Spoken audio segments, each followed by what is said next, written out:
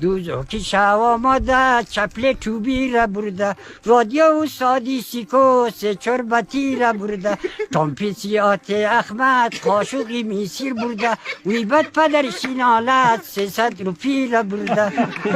دوزوکی شو آماده سطلای آو را برده دشک سیایی شیرو زنجیری گو را برده جولگی دانی درگن نیم سر و جو را برده ویبت پدر شینالت یک رختی خو را برده